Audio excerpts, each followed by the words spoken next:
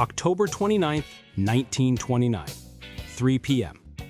A man named Michael Meehan just lost $40 million in 6 hours. He walks to his office window, opens it, and jumps. He's the 11th person to die today.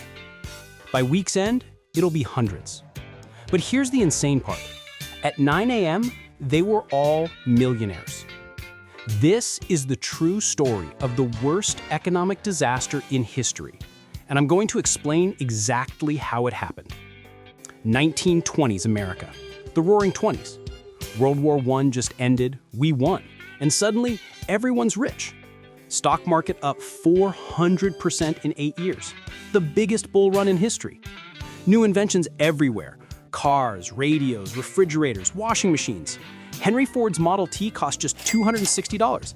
Everyone could afford one. Electricity in every home, jazz in every club, parties every night. This was the American dream on steroids. And Wall Street had a special deal to make you even richer. Buying on margin. Here's how it worked. You want $1,000 in stocks? You only need $100. The broker loans you the other $900. So with $1,000 cash, you could control $10,000 in stocks. And when stocks went up 20%, you didn't make $200, you made $2,000. 10 times your investment. Everyone was doing it. Barbers, janitors, teachers, millionaires. By 1929, there was $8.5 billion in margin loans. That's $150 billion in today's money. But there was a catch. If stocks went down, brokers would demand their money back immediately, a margin call. And you had hours to pay. Or they'd sell everything you owned. The whole system was a house of cards built on debt.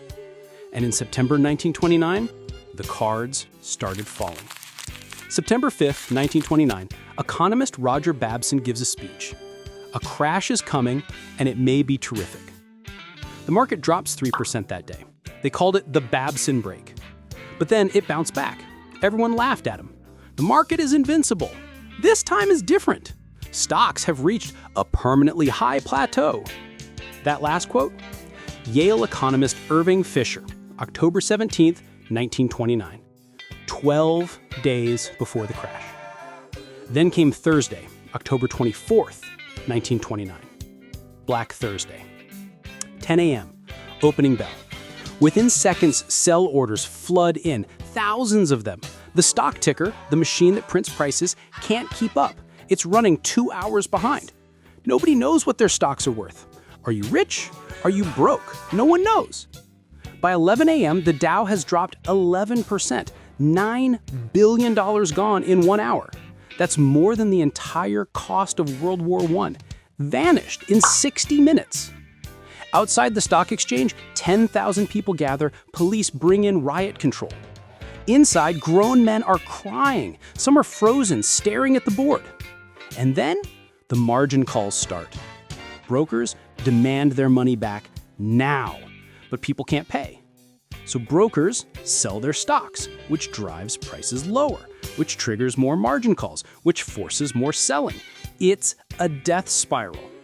At 11:47 a.m., a man jumps from a hotel window, then another, then another. Police start putting up barriers to catch bodies. At 12:30 p.m., 5 of the richest bankers in America meet in emergency session.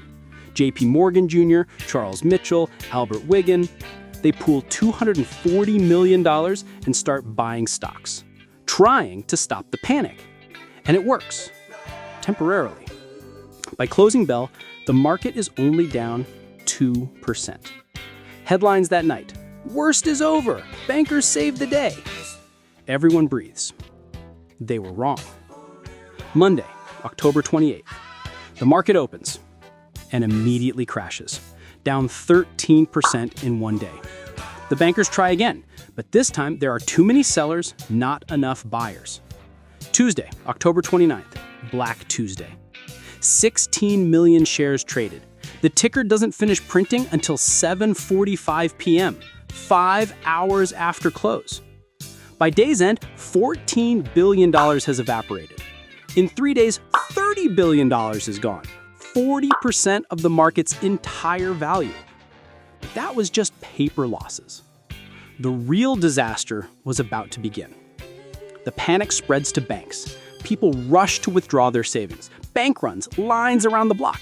But banks don't keep all your money in a vault. They loan it out. That's how they make money. So when everyone wants their money at once, the bank can't pay. And this was before FDIC insurance. If your bank failed, your money was gone forever. 9,000 banks failed between 1930 and 1933. 9,000! Millions of families lost their entire life savings overnight. Your retirement? Gone. College fund? Gone. Everything? Gone. By 1932, 25% of Americans were unemployed. 1 in 4 couldn't find work. Another third were underemployed, working part-time for reduced pay. That means over half the country was struggling to survive. Factories closed, farms foreclosed, businesses went bankrupt. No jobs, no safety net, no unemployment insurance, no food stamps. If you couldn't work, you starved. 1932, a newspaper ad reads, "We'll sell children, $2 each, desperate." A mother sold her 4 kids because she couldn't feed them. Families ate dandelions and wild grass to survive.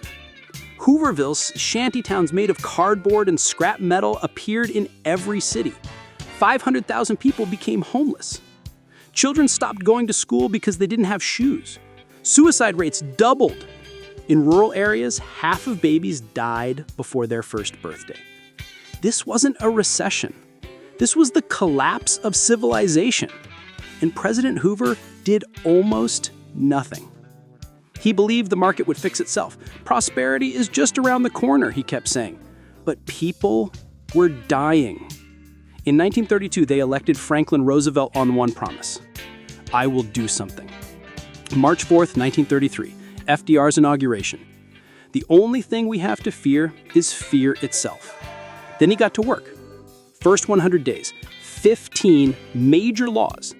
He closed all banks for inspection, only stable ones could reopen, created FDIC insurance so your deposits were protected, built the Civilian Conservation Corps, put 3 million young men to work building parks and roads, created Social Security, retirement security for the first time ever, started the Works Progress Administration, built 651,000 miles of roads, 125,000 buildings, 8,000 parks.